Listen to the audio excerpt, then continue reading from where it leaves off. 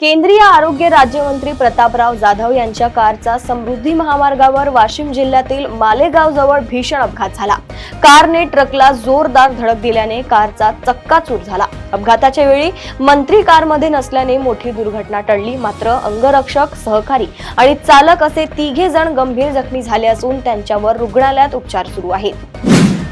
सांगली जिल्ह्यातील एका कंपनीत सेप्टिक टँक मध्ये गुदमरून तिघांचा मृत्यू झाला आहे।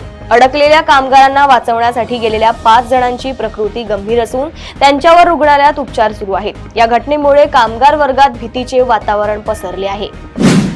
कर्जत परिसरात एका विवाहित महिलेवर 10 वर्षांहून अधिक काळ शारीरिक व मानसिक छळ झाल्याचा धक्कादायक प्रकार उघडकीस आलाय। पतीच्या विवाहबाह्य संबंधामुळे पत्नी व मुलालाही मारहाण व मानसिक त्रास सहन करावा लागल्याचा आरोप आहे। पीडितेच्या तक्रारीवरून नेरळ पोलीस ठाण्यात आरोपी पतीविरोधात गुन्हा दाखल करण्यात आलाय।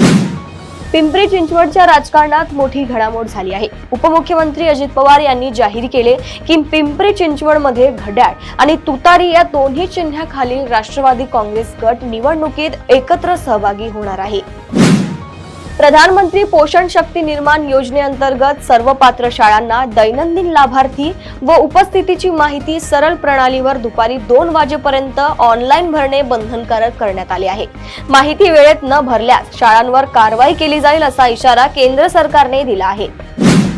31च्या पार्टीसाठी शेळी बोकडे चोरणाऱ्या 2 दुचाकीस्वार चोरट्यांना रांजणगाव MIDC पोलिसांनी अटक केली आहे। आरोपींकडून 5 बोकड, 1 शेळी व गुन्ह्यात वापरलेली दुचाकी असा सुमारे 1.14 लाखांचा मुद्देमाल जप्त करण्यात आलाय। पशुधन परत मिळाल्याने शेतकऱ्यांना मोठा दिलासा मिळालाय।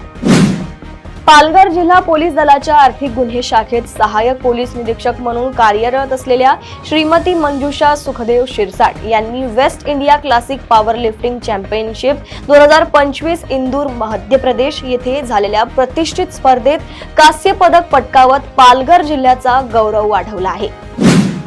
मुंबई महानगरपालिका निवडणुकीसाठी राष्ट्रवादी काँग्रेसने 37 उमेदवारांची पहिली यादी जाहीर केली असून छत्रपती संभाजीनगरसाठी 18 उमेदवारांची यादी जाहीर करण्यात आली आहे।